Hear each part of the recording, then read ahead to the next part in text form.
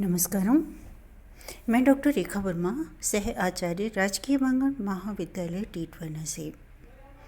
आज मेरा विषय है हिंदी साहित्य के बीए प्रथम वर्ष के प्रथम प्रश्न पत्र का, और हम बात कर रहे हैं सूरसागर के। और विषय है सूरसागर में प्रबंध काव्य के गुण, कि हम उसको प्रबंध काव्य कैसे कह सकते हैं, वह है या नहीं है। आचार्य रामचंद्र शुक्ल ने अपने हिंदी साहित्य का इतिहास में लिखा है, कृष्ण चरित्र का गान में गीति काव्य की जो धारा पूरब में जयदेव और विद्यापति ने बहाई, उसी का अवलंबन ब्रज के भक्त कवियों ने भी किया। आगे चलकर अलंकार काल के कवियों ने अपनी श्रृंगारमयी मुक्तक कविता के लिए राधा और कृष्ण का ही प्रेम लिया। इस प्रकार कृष्ण संबंधी कविता का स्फुरण मुक्तक के क्षेत्र में ही हुआ, प्रबंध के क्षेत्र में नहीं।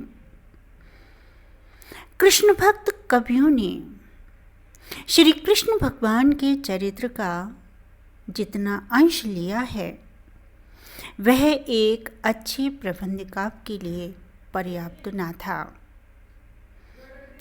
उसमें मानव जीवन की वह अनेक रूपता न थी जो एक अच्छे प्रबंध काव्य के लिए आवश्यक है।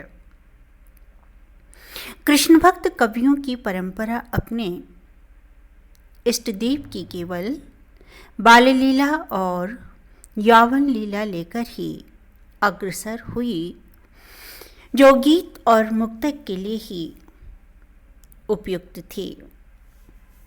मुक्तक के क्षेत्र में कृष्ण भक्त कवियों तथा आलंकारिक कवियों ने श्रृंगार और वात्सल्य रसों को पराकाष्ठा पर पहुंचा दिया, इसमें कोई संदेह नहीं। डॉक्टर प्रेम नारायण टंडन के शब्द में सूरसागर में कृष्ण की पूरी तो नहीं परंतु अधिकांश जीवन कथा अवश्य मिलती है। क्रमानुसार उसे इस प्रकार सजा भी दिया है कि उसके पढ़ने से कथानक का साधारण परिचय मिल जाए।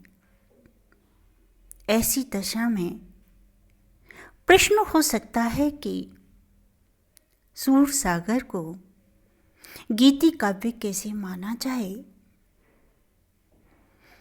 और कि कृष्ण के ब्रज निवास की अधिकांश घटनाओं से संबंधित पद सूरसागर में मिलते हैं। परंतु यह भी ठीक है कि अन्य रीति काव्यों के रचयिताओं की भांति सूरदास जी की वृत्ति भी विवरणात्मक कथा प्रसंगों में नहीं रमी है।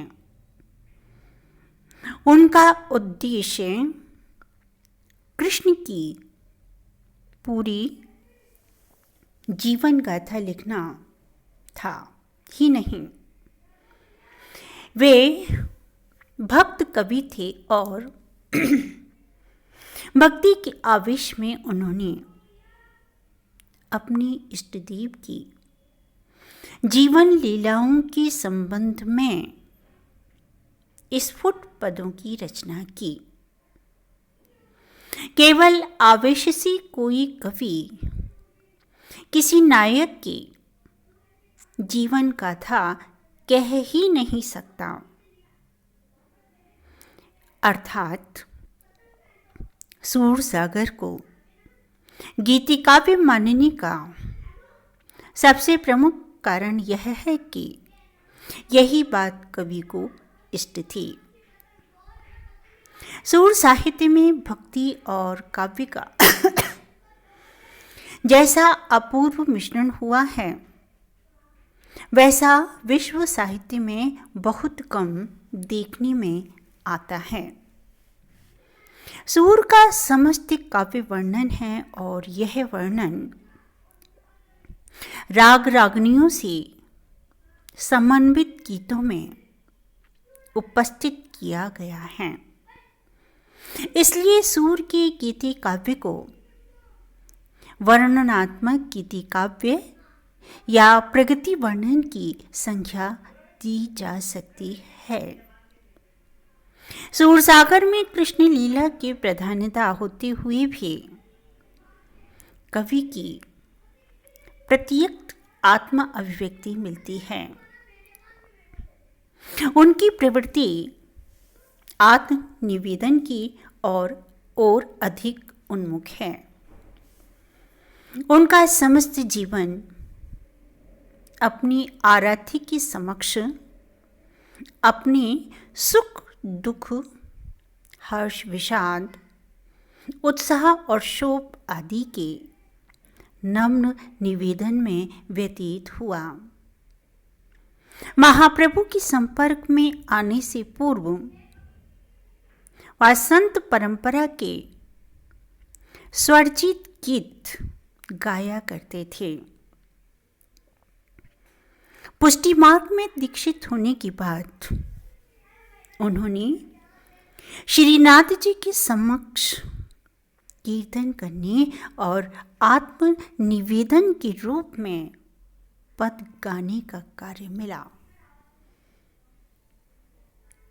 इससे उनकी काव्य पद्धति में किंचित मोड़ मात्र ही नहीं हो सका, क्योंकि अब भी उन्हें पहले जैसा ही आत्मनिवेदन और आत्म अनुभूति का प्रकाशन करना था। भेद केवल इतना हुआ कि अब उन्हें कृष्ण लीला का सहायक प्राप्त हो गया। गोप गोपांगना एवं व्रजांगना के माध्यम से सूर अपने ही हृदय उद्गारों की अभिव्यक्ति करने लगे। लीला वर्णन में अप्रत्यक्ष रूप से और पदांत की भनीति में प्रत्यक्ष रूप से सूरदास जी ने अपनी आत्मा अनुभूति व्यक्त की है। यद्यपि सूर के गीति काव्य में वस्तुगत आधार और वर्णन का आधिक्य है, तथापि उसके अंतर्गत व्यक्तिगत अनुभूति चित्रण के लिए विस्तृत क्षेत्र भी है। वस्तुपरक होते हुए भी उसकी भावपरक होने में कोई बाधा नहीं है। लीला संबंधी पदों में वस्तुगत आधार व्याज मात्र होता है। उद्देश्य कवि की व्यक्तिगत भाव की अभिव्यक्ति होती है। सूरदास का समस्त साहित्य उनकी सहज अंतः प्रेरणा का ही परिणाम है। सूरसागर का आदि रूप द्वादश स्कंधात्मक न होकर स्फुट लीला पदों का ही एक संग्रहात्मक रूप था। सूरसागर का वह अंश जो छंदात्मक वर्णात्मक पदों में भागवत की कथा उपस्थित करता है, कवि की सहज अंतः प्रेरणा से युक्त नहीं है और इसीलिए वह अंश गीति काव्य के अनुरूप नहीं है। सूर काव्य में कवि की दृष्टि आत्म केंद्रित थी, अतः लोक का आदर्श समाज रुचि और नीति आदि पर दृष्टि न रखकर उन्होंने अपने काव्य का आधार स्वांत सुख ही माना है। अपनी अनुराग विराग की सभी वृत्तियां उन्होंने कृष्ण पर ही अर्पित करती हैं। कृष्ण ही उनकी सद असत वृत्तियों की आधार और आलंबन हैं। उनकी सहज मनोवृत्तियों का सरल रूप कृष्ण लीला वर्णन के पदों में बह निकला। परिणाम यह हुआ कि उनके काव्य में वर्णनात्मकता तो आई, पर आत्मपरक होने के कारण उसका व्यक्तिकरण गीतों में हुआ। सूरसागर कवि की विभिन्न भावों और उन्मियों से तरंगातीत है। उसमें विविध भावों की सुंदर एवं सजीव व्यंजना हुई है। सूरसागर भागवत से प्रभावित है, किंतु उसका अनुवाद नहीं है। रचना शिल्प की दृष्टि से यह गेय मुक्तक काव्य है। यद्यपि इसमें कृष्ण के जन्म से लेकर उनके मथुरा प्रवास तक की कथा का क्रमानुसार वर्णन किया गया है, किंतु कथा कहने की यह शैली गेय मुक्तक की ही रही है। सूर की रुचि कथा कहने में नहीं रही है। उन्होंने कृष्ण की विभिन्न लीलाओं को मुक्तक की स्वच्छंद शैली में ही कहा है।